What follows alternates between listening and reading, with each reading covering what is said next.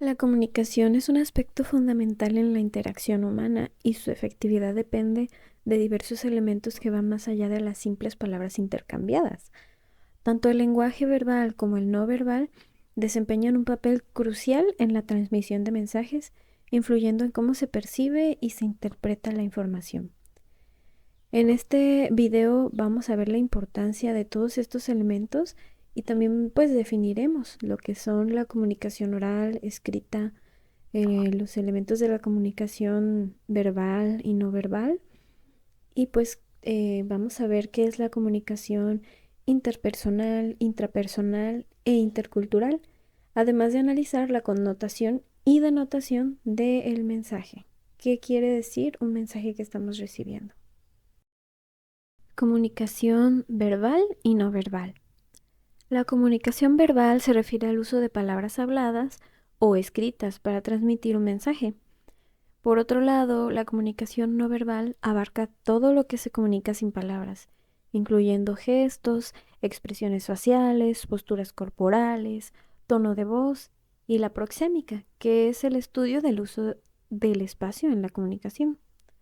Según los estudios de comunicación intercultural de Miguel Rodrigo Alsina, el lenguaje no verbal puede variar significativamente entre diferentes culturas, lo que puede llevar a malentendidos o interpretaciones erróneas si no se comprende adecuadamente.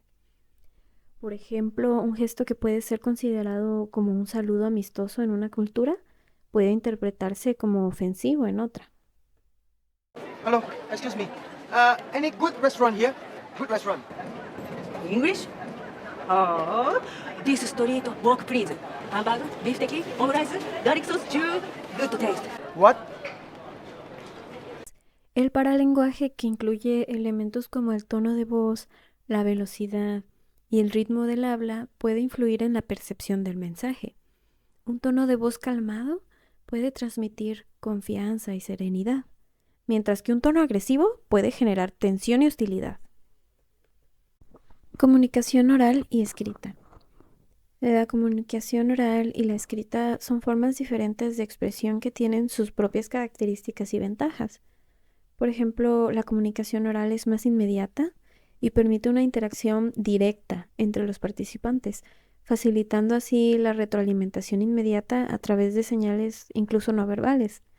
Por otro lado, la comunicación escrita proporciona un registro permanente del mensaje y permite una mayor precisión y claridad en la expresión, dado que puedes escribirlo, reescribirlo, acomodar tus ideas más fácilmente mientras estás escribiendo y no tienes la presión de hablarlo en ese mismo momento.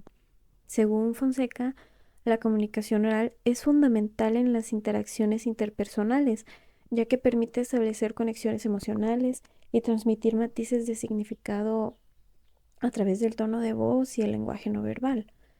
Por otro lado, la comunicación escrita es esencial en contextos formales, como en el ámbito académico, se refiere a la interacción directa entre donde se requiere una mayor precisión y juega un papel crucial en el establecimiento y mantenimiento de relaciones sociales.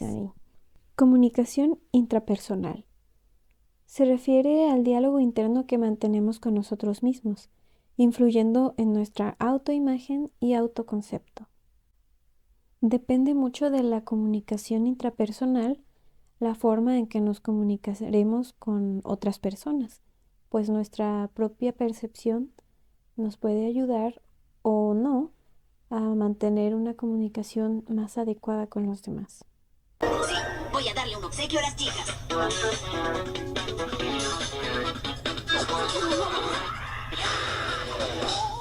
Y ahora voy a quebrar 3 tablas con los ojos cerrados mientras son lanzadas por esta máquina lanzatablas.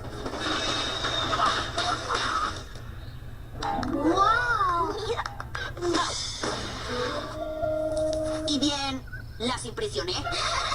Lo tomaré como un sí. Comunicación intercultural. Se produce cuando personas de diferentes culturas interactúan entre sí. Según Rodrigo Alsina, en estas situaciones es importante ser consciente de las diferencias culturales de la comunicación verbal y no verbal para evitar malentendidos y conflictos. Un ejemplo que podemos dar es que en nuestra cultura occidental pues somos muy dados a abrazar y besar a alguien cuando lo estamos saludando. En cambio, en culturas de Oriente, hacer esto pues es totalmente una invasión al espacio personal. Connotación y denotación del mensaje. La connotación se refiere a los significados asociados cultural o emocionalmente a una palabra o expresión, mientras que la denotación se refiere a su significado literal o definición objetiva.